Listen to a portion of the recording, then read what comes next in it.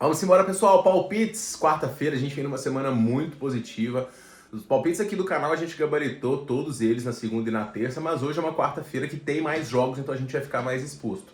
Tomara que a gente tenha um bom desempenho também, vamos tentar seguir nessa toada positiva e eu vou passar para vocês as análises Campeonato Espanhol com o jogo do Real Madrid, Liga dos Campeões e também Copa do Brasil. Aliás, Copa do Brasil, duas supercotações de cara. A primeira da BetMGM para o Palmeiras vencer e ter mais escanteios no jogo. Deve ser uma pressão do Palmeiras bem grande durante todo o confronto, então essa dica acho interessante, uma publicidade aí para a BetMGM de uma aumentada que a gente faz a curadoria das melhores e essa está indicada. E a da 365 também com vitória do Palmeiras e chute a gol do Flaco Lopes, eu também gosto, eu deixei o link das duas no primeiro comentário fixado, além do link do meu grupo gratuito, onde a gente reúne aí bilhetes, outras dicas e mais palpites para os jogos. Beleza? Então se você quiser participar, é só vir com a gente, deixa o like, se inscreve no canal e vamos embora para as dicas do dia e se Deus quiser, para mais um gabarito.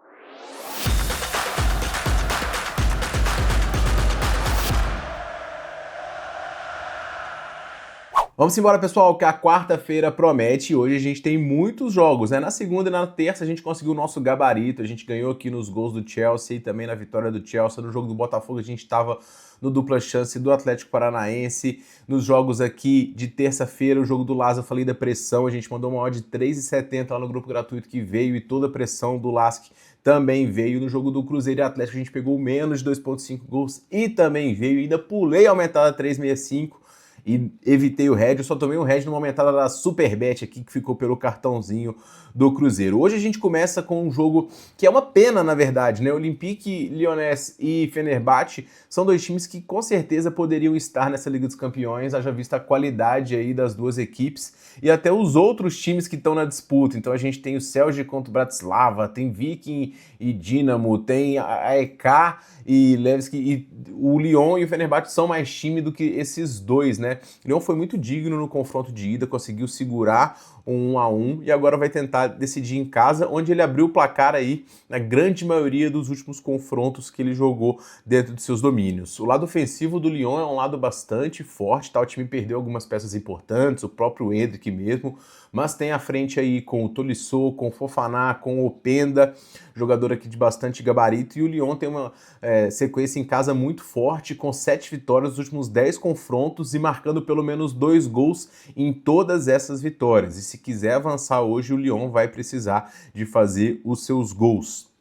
O time do Lyon joga num 4-2-3-1 e vai enfrentar o time do Fenerbahçe, que é um time que puxa mais para o mercado de poucos gols, né? Os jogos todos do Fenerbahçe nessa Liga dos Campeões foram menos de 2,5 até o momento. A equipe muito qualificada também, que tem o Guendouzi e o Kanté no meio-campo, que na frente tem o Greenwood, que inclusive fez o gol, né? Além do Talisca, do Nenê e do Muriqi no ataque.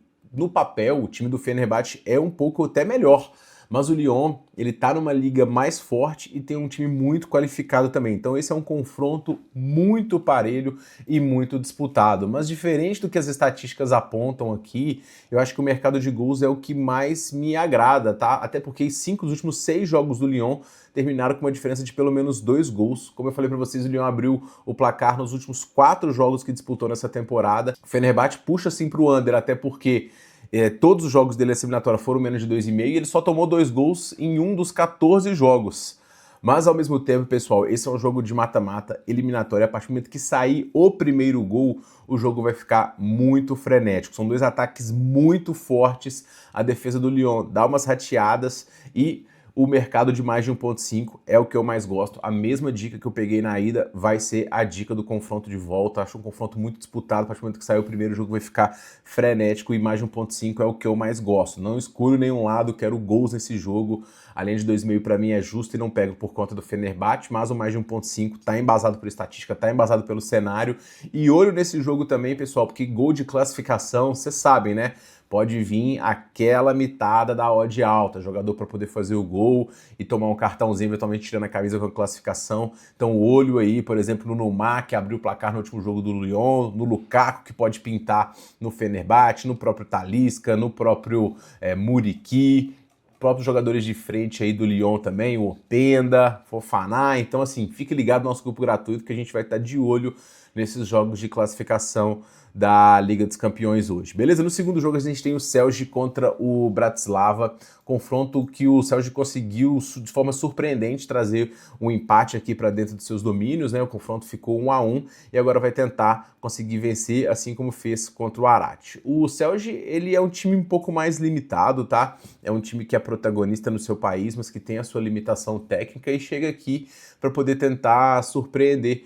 O resultado mais interessante aqui foi as oitavas de final de uma Conference League. Então, disputar uma Liga dos Campeões vai ser um passo muito grande de um time que já está garantido aqui, pelo menos na Liga Europa. O time só perdeu um dos últimos 10 confrontos e em casa vai tentar conseguir vencer o Bratislava, que pressionou no confronto de ida, fez um gol, se eu não me engano, logo cedinho, né? Mas depois não conseguiu pressionar muito assim mais e acabou tomando um golzinho no final. Então não foi um amasso do Bratislava, mas o time está totalmente vivo aqui na eliminatória. O grande problema é que o Bratislava não venceu nenhum dos 13 jogos fora que disputou nessa Liga dos Campeões. Então, embora seja o melhor time, é um confronto muito parelho também. 7 dos 9 jogos do Celje nessa temporada tiveram ambos os times marcando. 8 dos últimos 12 jogos do Celje também tiveram mais de 2,5 gols. O Slovan marcou pelo menos 2 gols em 8 dos 10 jogos fora de casa e 7 das últimas 10 derrotas do Slovan foram para a diferença de pelo menos 2 gols. Então é outro jogo aqui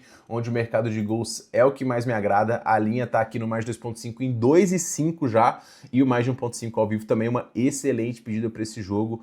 Eu gosto bastante dos gols nessa partida também. No terceiro jogo, pessoal, a gente tem o Viking contra o Dinamo de Zagreb, confronto também aberto. Hoje vai ser com emoção os jogos da Champions. Tenho certeza que vão ser confrontos muito bons. E o Viking vem aqui para poder tentar conseguir a sua classificação depois de ter conseguido empatar em 2-2. Os times noruegueses estão fazendo bonito, né? Ontem o Bodo já conseguiu a sua classificação e agora o Viking também pode conseguir. Viking tem uma das médias mais altas de escanteios, não é só da Liga dos Campeões, não, é da Europa inteira. A média de jogos do Viking com muitos cantos ela é super alta, está em 13 caquerada. Então são jogos com tendência a cantos. E, inclusive, o Bratislava é um time que também tem uma média muito alta, inclusive a média está de 8 escanteios, então pode jogar mercado de escanteios lá no teto desse jogo, tá? O Viking está disputando a classificação para a Liga dos Campeões pela primeira vez em mais de 30 anos e o time saiu perdendo de 2-0 e conseguiu reverter. O time do Viking também tem o DNA ofensivo, como de praxe tem os times noruegueses, jogo bastante vertical, buscando as referências e conseguindo finalizar e criar bastante. O Dinamo de Zagreb foi o campeão croata pela 26ª vez e vai tentar conseguir a sua classificação fora de casa, um time que vem invicto também nos últimos 10 confrontos. O jogo da semana passada foi o primeiro duelo direto entre eles e foi um jogo bastante movimentado e eu acho que a tendência é se repetir. O Zagreb vem para poder tentar buscar a classificação mesmo fora de casa, como fez diante dos Algiris, vencendo o mesmo jogo fora dos seus domínios.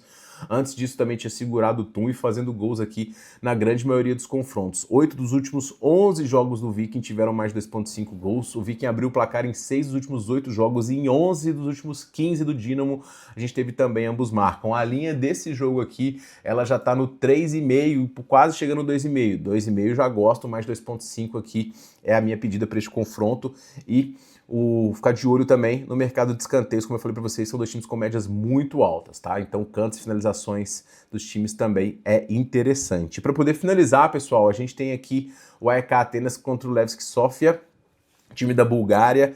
O AEK que conseguiu mais um título e é o grande protagonista do campeonato grego no momento. E na estreia conseguiu segurar aqui um 0-0 diante do Levski.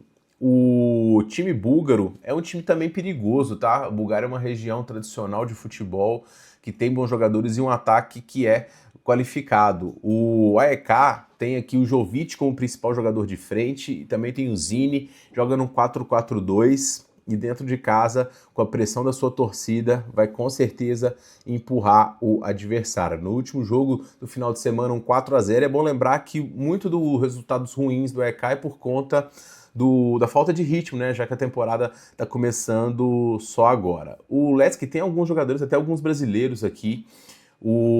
Tem Reinaldo, tem Serginho, tem Everton, então tem jogadores que sabem jogar bola lá num 4-2-3-1, que vai jogar de uma maneira reativa e é um time que tem uma proposta bastante ofensiva e de criação de gols. O time já tinha vencido o Cairá no último jogo fora de casa, tem 8 vitórias nos últimos 10 confrontos, e é um adversário bastante perigoso. Eu acho que o AEK tem boas condições de conseguir a vitória aqui, é mais time, é mais qualificado, mas o Lesc também é muito perigoso. O que tende a ser bastante disputado, eu vou confiar no AEK aqui para poder vencer esse jogo e, obviamente, vou ficar de olho nos gols no live também, beleza? Seguindo em frente, a gente tem Real Madrid contra Real Sociedad, a estreia do Real Madrid no Bernabéu diante do seu torcedor com o seu super time, né? Agora muito mais saudável, com o Courtois já começando, com o Konaté e Rudiger na defesa, embora o Militão ainda seja baixa.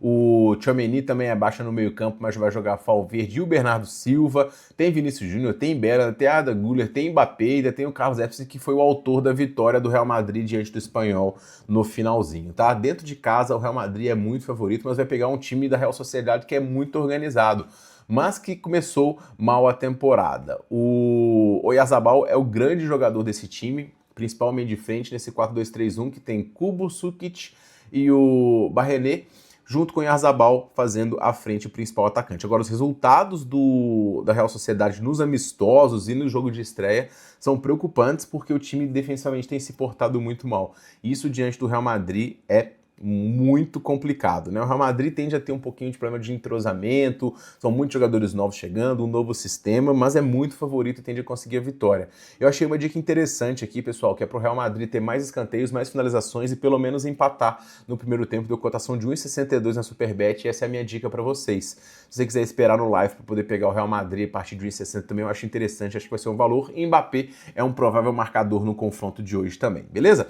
Indo para a Copa do Brasil, pessoal, a gente tem aqui Palmeiras e Santos. E, cara, se a gente viu ontem um Cruzeiro e Atlético muito parelho, se a gente tende a ver um Inter e Grêmio muito parelho, eu acho que esse clássico aqui tende a não ser parelho. O Palmeiras, ele tem um histórico muito positivo diante do Santos, e o Santos ele tem uma estatística muito preocupante em jogos do sintético, onde o Santos simplesmente não consegue vencer. Para além disso, o Santos não vai poder contar com o Neymar, ele evita jogar no sintético e ele deve ser baixo para o confronto de hoje e ele eleva demais o nível de um time que tecnicamente é muito fraco. O Ilharão, que tem fazendo às vezes na defesa lá, junto com o Luan Pérez, é um time muito limitado no meio-campo, que cede muitas chances, e isso contra um time que controla o jogo como o Palmeiras, eu acho que é muito perigoso. O Palmeiras vem de uma vitória muito boa diante do Vasco, onde o primeiro tempo o Palmeiras foi muito ruim, mas o segundo tempo foi muito bom, e hoje o Palmeiras ainda ganha algumas peças importantes. O Piquerez pode fazer a vez aqui, e o Paulinho também vai estar pelo menos no banco, tá? De desfalque mesmo é só o Jeff e o Ramon, além do Alan, que está sendo negociado pro Manchester City. Agora, o Palmeiras está ensaiando aqui num 3-4-3 com Arthur Malão Freitas, Andrés Pereira e Arias, e à frente com Vitor Roque, Maurício e Flaco Lopes. De cara, eu gosto nessa posição aqui muito das finalizações do Maurício e também do Flaco Lopes. São dois jogadores para poder chutar pelo menos no gol aí, e é interessante. E eu gosto da vitória do Palmeiras também, acho que tem até pagamento antecipado para mim. O Santos vai até tentar catimbar, deixar o jogo chato e dificultar, mas o Palmeiras para mim vai conseguir vencer e o time é muito superior. O Santos vem numa situada positiva aqui na competição, arrancando nos jogos, conseguindo classificação na Copa do Brasil, conseguindo avançar na Sul-Americana, mas quando enfrenta adversários de maior gabarito tem muita dificuldade, nos jogos fora também não consegue render muito bem. Então os resultados do Santos aqui eles são muito condicionados ao nível dos adversários. Tem até um empate com o Palmeiras aqui recente que dá ânimo para o Santos, mas eu acho que o Santos hoje não segura, é mais limitado, sem o Neymar em Copa, Palmeiras pressionando, Palmeiras para canto, Palmeiras para escanteio, Palmeiras para atropelar, para mim, a melhor pedida, beleza? E para poder finalizar, a gente tem Vasco da Gama e Vitória. E o Vasco já tomou um choque de realidade aí, depois de ter vencido o Olímpia por 4-1, tomou um 4-1 do Palmeiras, e o Vasco só venceu 3 dos últimos 10, dos quais 2 foram fora de casa. Hoje a expectativa é mais uma vez de vitória, mas a sequência de jogos para um elenco que é muito limitado tende a pesar. Inclusive, o Pedro Manuel vai mais uma vez rodar o elenco por conta de priorizar quem está bem fisicamente. E o Vasco, pessoal, ele está com 22 pontos no Brasileirão. A distância está só aumentando para os adversários e a tabela do Vasco é complicadíssima, inclusive com o Cruzeiro no próximo final de semana. Hoje, Brenner, Jair, Rojas, Matheus Carvalho, todos são baixas e o Andres ainda está pendurado. À frente deve ter o Andrés Gomes, Colídio e o Adson. E, obviamente, o Vasco vai tentar pressionar o time do Vitória, que tem sim a sua limitação, que fora de casa não consegue repetir os bons resultados dentro de casa. Mas eu quero condicionar aqui as derrotas do Vitória também ao nível dos adversários. Esse jogo contra o Remo, o Vitória teve muitas finalizações e muitos chutes. Foi um milagre o Vitória não ter feito pelo menos um gol aqui. Foram 14 chutes e 6 no gol. O goleiro do Remo salvou aqui. Depois a gente teve a remontada histórica diante do Atlético Paranaense, depois que perdeu fora de casa, perdeu pro Palmeiras, que é normal, perdeu pro Flamengo, que é normal, ganhou do Botafogo e perdeu o clássico pro Bahia. O Vitória é um time muito digno, já vendeu um jogo caro, inclusive contra o próprio Flamengo, que ele eliminou nessa Copa do Brasil. O Vitória hoje é no mínimo parelho em relação ao time do Vasco, tá? Agora, o Vasco dentro de casa, ele tem uma força muito grande, o elenco também não é horrível do horrível e dá para poder competir diante do Vasco. A minha questão está em relação a essa cotação. Eu vou comentar nesse jogo, pessoal, o menos de 2.5 gols. Eu sei que a gente fica arriscado aqui por conta dos jogos dos dois times, mas o Vasco vem de jogos bem under aqui. O Vasco tem uma dificuldade de conversão muito grande e ainda tem essa questão física que tende a pesar. Assim como o jogo do Atlético, 0-0, tá o Vasco pressionando. Mas se o Vasco faz 1-0, depois de 70, o Vasco tá mais sentando em cima da vantagem do que tentando o segundo. O Vitória também um pouco até confortável de perder por um gol só de diferença. Se empata, aí o jogo tende até a dar uma morridinha aqui, como foi o Cruzeiro e Atlético ontem. Então acho que a gente tá bem protegido no menos de 2.5 gols.